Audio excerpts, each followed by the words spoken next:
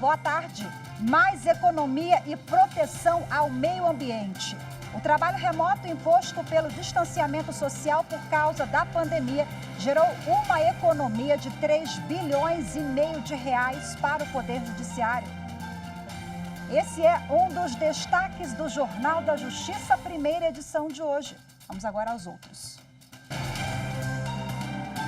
Ministro Gilmar Mendes, do Supremo Tribunal Federal, determina que governo avalie inclusão de jovens entre 12 e 18 anos em grupo prioritário de vacinação contra a Covid-19. O município de Belo Horizonte questionou a decisão do Tribunal de Justiça de Minas Gerais, que determinou à Prefeitura da capital mineira que vacine uma adolescente de 15 anos com... Ministro Edson Fachin, do STF, nega pedido da Assembleia Legislativa do Rio de Janeiro para suspender cobrança de dívida do Estado. E ainda agrotóxicos importados ilegalmente. Com autorização da Justiça, a Polícia Federal cumpre mandados de busca e apreensão na Operação Negócio da China 2.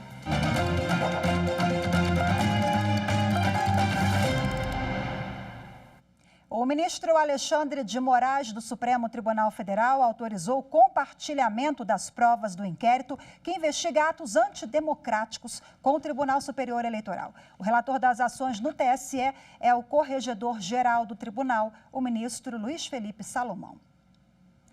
E o ministro Gilmar Mendes, do Supremo Tribunal Federal, determinou que o Ministério da Saúde avalie a necessidade de inclusão prioritária de jovens entre 12 e 18 anos no Plano Nacional de Vacinação contra a Covid-19. A decisão foi dada em reclamação ajuizada pelo município de Belo Horizonte contra a decisão da Justiça Estadual.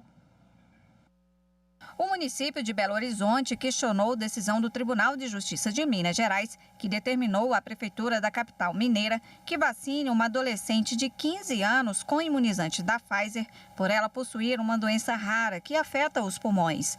O ministro Gilmar Mendes manteve a decisão do TJ e determinou que o Ministério da Saúde analise a possibilidade de incluir adolescentes entre 12 e 18 anos no Plano Nacional de Imunização contra a Covid-19. Especialmente os que fazem parte do grupo de risco. Na ação, o município alegou que a determinação do Tribunal de Justiça para vacinar a adolescente desconsidera os critérios científicos que orientam um Plano Nacional de Imunização. Também que a decisão desrespeitaria o entendimento do Supremo Tribunal Federal em processos que tratam sobre o tema. Na decisão liminar, o ministro Gilmar Mendes mencionou o parecer da Anvisa, que considera a vacina da Pfizer segura para adolescentes a partir de 12 anos. Para o ministro, o tema é sensível por se tratar de direito à saúde da adolescente, portadora de comorbidade e que pode ser agravada com o coronavírus. A Procuradoria-Geral da República entrou com 2 ações no Supremo Tribunal Federal contra o chamado salário esposa. Esse benefício é concedido a servidores com base em uma lei do Estado de São Paulo que é anterior à Constituição Federal de 1988. Para a Procuradoria-Geral da República, as leis do Estado de São Paulo e do município de Amparo violam os princípios constitucionais da igualdade, moralidade, razoabilidade e da vedação de diferenciação salarial em razão do Estado civil.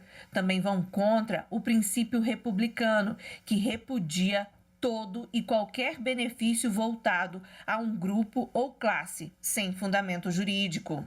As normas foram publicadas antes de 1988, ano que entrou em vigor a Constituição Federal, e garantem o chamado salário esposa, pago a servidores cujos cônjuges não exerçam atividade remunerada. O pedido da PGR é para que o Supremo declare a inconstitucionalidade das leis e fixe tese, fazendo as devidas adequações para que os efeitos da decisão assegurem a não exigência de devolução de valores recebidos de boa-fé até a publicação do acórdão. O relator é o ministro Luiz Roberto Barroso. E o ministro Edson Fachin, do Supremo Tribunal Federal, negou o pedido da Assembleia Legislativa do Estado do Rio de Janeiro para suspender cobrança de dívida do Estado. Quem explica a decisão para a gente é a nossa consultora jurídica, a Hanna Gomes. O O Estado do Rio de Janeiro está em regime de recuperação fiscal e tem a obrigação mensal de fazer repasses à União para o pagamento de dívidas decorrentes de contratos administrativos e por força de lei. Nessa ação, a mesa diretora da Assembleia Legislativa do Rio de Janeiro questionava a cobrança dessa dívida com a União, mesmo após a pandemia de Covid-19 ter sido decretada em março de 2020. A Alerj alega que a cobrança inflexível dessa dívida compromete o orçamento estatal, ofendendo o preceito fundamental e constitucional da saúde, impedindo a expansão de serviços essenciais e outras políticas públicas neste momento de pandemia. Após despachos entre as partes para entender a viabilidade da demanda, o ministro Edson Fachin, do Supremo Tribunal Federal, determinou a extinção da arguição de descumprimento de preceito fundamental com base no artigo 4º da Lei 9.882, de 1999, que é a lei que dispõe sobre a ação, aplicando então o princípio da subsidiariedade e seguindo o entendimento já consolidado da Corte de que a ADPF não é a via jurídica adequada, quando ainda houver outro meio cabível e eficaz para solucionar a demanda.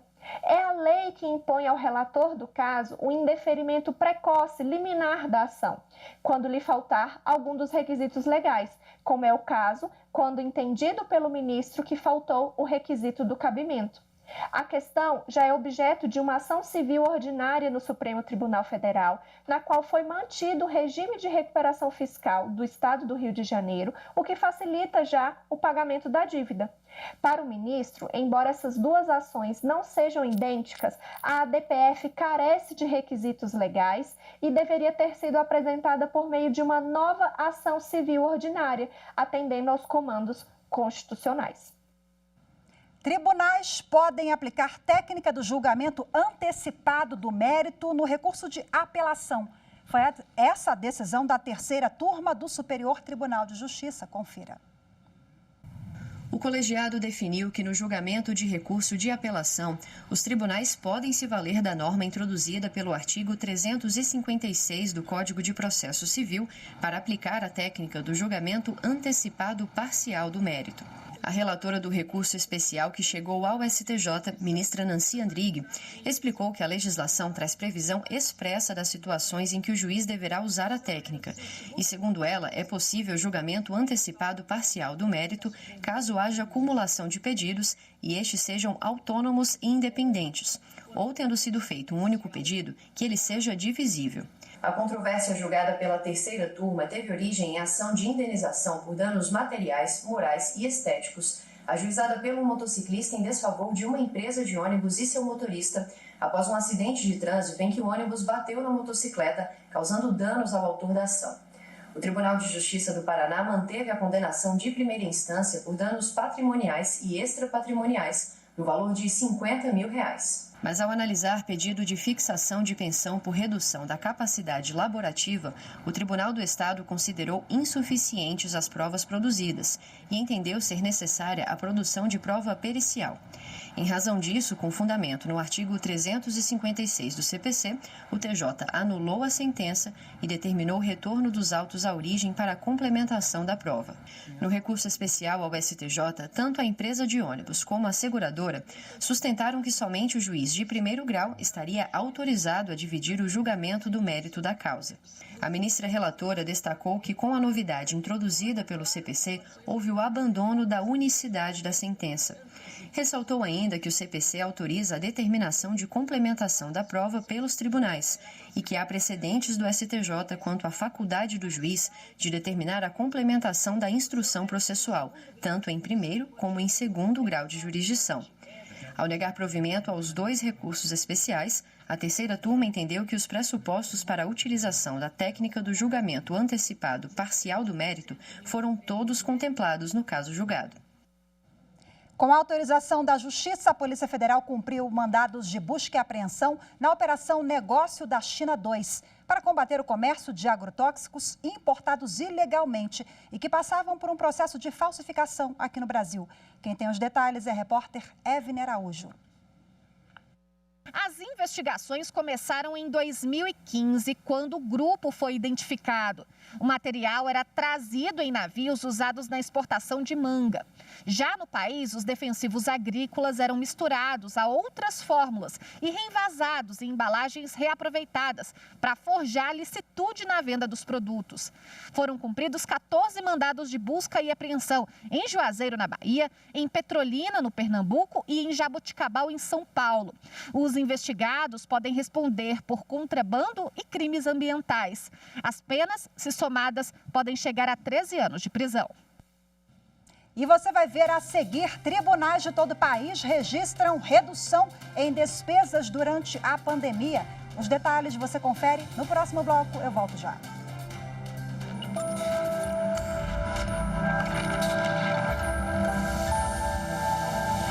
O artigo 4º da Constituição de 88 introduz ineditamente os princípios a reger o Brasil no âmbito internacional. Nele estão preocupações do passado, como a independência nacional ou a vocação pacifista da nossa República. Mas a isso se soma uma vocação cosmopolita, multilateralista e humanista, com a prevalência de direitos humanos, repúdio ao racismo e a ênfase à cooperação internacional para o progresso da humanidade.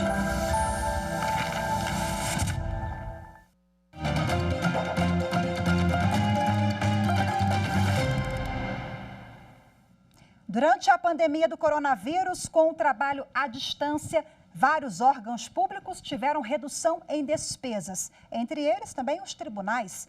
Veja os resultados do balanço socioambiental do Poder Judiciário na reportagem de Carolina Chaves. Na maioria das salas, luzes apagadas e computadores desligados. As impressoras e telefones sem uso. Reflexo de uma pandemia que fez muita gente trabalhar de forma remota e reduziu as despesas. De acordo com o 5º balanço socioambiental do Judiciário, os contratos de serviços de vigilância e limpeza representam quase 60% da redução de gastos. Já com material de trabalho, a economia também foi considerável. No ano passado, cada servidor do Judiciário gastou, em média, 1.200 folhas de papel. Em 2015, quando o balanço começou a ser feito, eram 4.000 folhas por pessoa, em média. Em 2020, o consumo de copos descartáveis foi de pouco mais de 50 milhões. Em 2015, esse consumo era de 326 milhões. Os órgãos do Judiciário têm um plano de logística sustentável que monitoram as despesas e traçam estratégias socioambiental. No ano passado, o plano constatou que a Justiça brasileira reduziu a despesa em 15,4% em relação a 2019. Isso quer dizer que o Judiciário economizou em 2020 3,5 bilhões de reais para manter a Justiça funcionando ainda mais eficiente e com a ajuda da tecnologia. E para falar mais sobre o assunto, eu converso agora ao vivo com a conselheira Ivana Faria, do Conselho Nacional de Justiça. Seja muito bem-vinda. Boa tarde para a senhora, conselheira. Olá, Rafaela. Só corrigindo, é Ivana Farina. Tudo bem? Ivana Farina. Desculpa, feita a correção, conselheira Ivana Farina.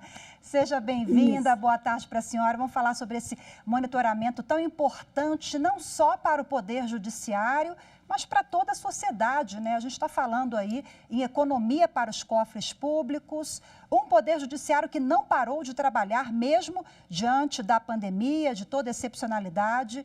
A gente, pelo contrário, nós aumentamos, né? A demanda aumentou e o Poder Judiciário respondeu sempre muito bem. Esse monitoramento é importantíssimo até para a gente continuar com esses bons resultados, né? É claro. Esse monitoramento, ele diz respeito a uma política, que é a política de sustentabilidade dentro do Poder Judiciário. E é bom que se compreenda que a sustentabilidade, ela tem várias dimensões. Nós não estamos tratando só do ambiental e do econômico. Nós estamos tratando também do social e do cultural. Quando falamos, então, de índices que são mensurados pelo CNJ e que tratam dessa política de sustentabilidade, identificando uma redução muito grande de gastos com copos plásticos, de gastos com energia, com contratos de limpeza, de vigilância, nós temos sim que avaliar a realidade da pandemia. Temos que analisar qual é hoje o efeito dessa realidade de isolamento, dessa realidade virtual, como agora nós estamos aqui falando. Mas o que importa é ter olhos para a eficiência. E, além da eficiência em prestar a justiça, a eficiência em dar exemplo de que é possível caminhar para um mundo melhor, contra o aquecimento global, a favor do meio ambiente e da sustentabilidade. A senhora citou há pouco o uso de copos, né, plásticos. Nós não usamos mais aqui no Supremo Tribunal Federal, o CNJ também não. O home office adotamos no último ano em virtude da pandemia, mas falando em redução de custos, em sustentabilidade, são iniciativas que o Poder Judiciário já vem tomando há muitos anos, né? Há muitos anos. A resolução que instituiu a política de sustentabilidade no Poder Judiciário, ela é a resolução 201 do CNJ de 2015. Portanto, nós estamos no 5º balanço, que agora nós não vamos mais chamar de socioambiental. Por quê? Essa resolução de 2015 agora foi revogada e nós aprovamos em junho, em plenário, a resolução 400. Eu tenho dito que ela não é 10, que ela não é 100, ela é mais do que isso, ela é 400. Ela é avançada. É uma política de sustentabilidade alinhada com a Agenda 2030 da ONU. Nós temos que compartilhar iniciativas mundiais por um mundo melhor, por um desenvolvimento que seja desenvolvimento social, que seja desenvolvimento econômico, mas que seja desenvolvimento sustentável. Portanto, há uma série histórica de indicativos mostrando que o Judiciário tem feito, sim, de modo eficiente, o desenvolvimento dessa política de sustentabilidade. E esse monitoramento, ele faz também o monitoramento do consumo de energia elétrica, água, esgoto, são vários itens, né? E o que mais chamou a atenção de vocês nesse último levantamento? Tem um dado assim que tenha sido bem relevante?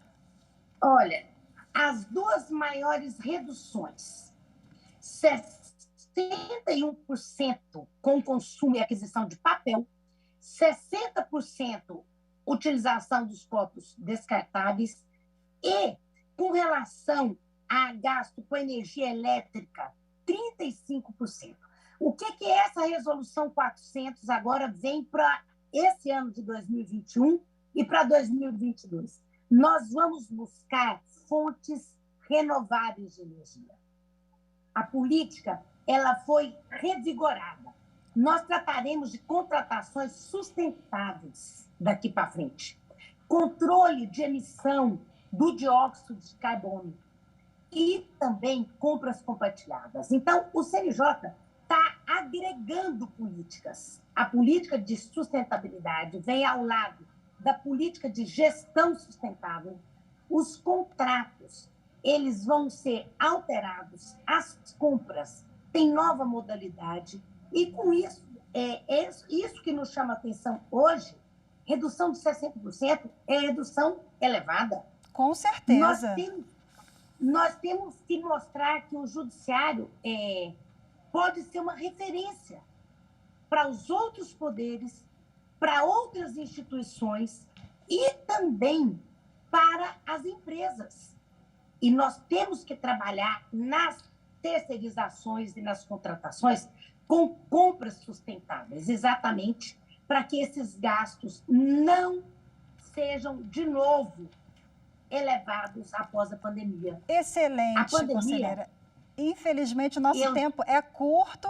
Caiu a luz aqui, mas já voltou. Nosso tempo é curto também, mas o recado está dado, né? Importantíssimo a gente falar sobre isso. Inclusive, são iniciativas que vão de encontro justamente à missão à frente do CNJ, do STF, do nosso presidente, ministro Luiz Fux, né? Um tripé da gestão dele, entre as iniciativas justamente todas essas que a senhora elencou com essa visão de sustentabilidade, um judiciário que dê exemplo com ações que devem ser seguidas por outros poderes também. Tivemos um problema na conexão, voltou. Conselheira, muito obrigada pela sua participação mais uma vez. Voltamos para nos despedir. Conselheira Ivana Farina. Ivana Farina, muito obrigada mais uma vez. Ótima tarde para a senhora. Até a próxima. Até a próxima, eu que agradeço. Bom, e a gente lembra também que o Supremo Tribunal Federal abriu inscrições para a escolha de 2 novos conselheiros do CNJ. As vagas são destinadas a desembargador de Tribunal de Justiça e a juiz estadual. Os magistrados serão escolhidos em uma sessão administrativa do Supremo e vão substituir os conselheiros Luiz Fernando Tomasi Keppen e Mário Augusto Figueiredo de Lacerda Guerreiro, que deixam o Conselho em novembro. Os interessados devem se inscrever no site stf.jus.br/vaga CNJ, esse que aparece na sua tela, e enviar o currículo até o dia 19 de julho. E você vai ver a seguir agrotóxicos importados ilegalmente. Uma operação da Polícia Federal cumpriu mandados de busca e apreensão na Operação Negócio da China 2. Esse e outros assuntos você confere no nosso próximo bloco. Fique com a gente. Não sai daí, eu volto já.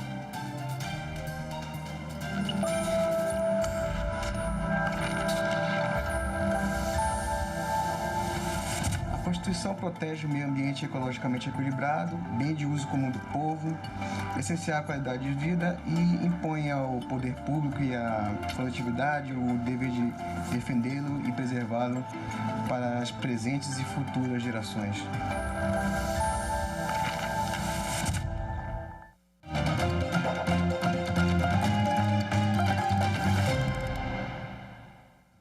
O Ministério Público Federal se manifestou no Supremo Tribunal Federal contra o pedido de habeas corpus feito pela defesa de Wesley Evangelista Lopes, condenado a 10 anos de prisão por tráfico internacional de drogas. Considerado perigoso, Wesley estava na lista de procurados da Interpol.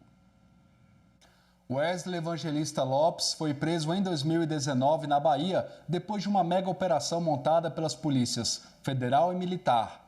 Condenado por tráfico internacional de drogas, em 2018, Wesley foi incluído na lista de procurados da Interpol. A defesa dele entrou com a ação de habeas corpus no Supremo Tribunal Federal depois de pedir a anulação de parte das provas apresentadas contra o criminoso.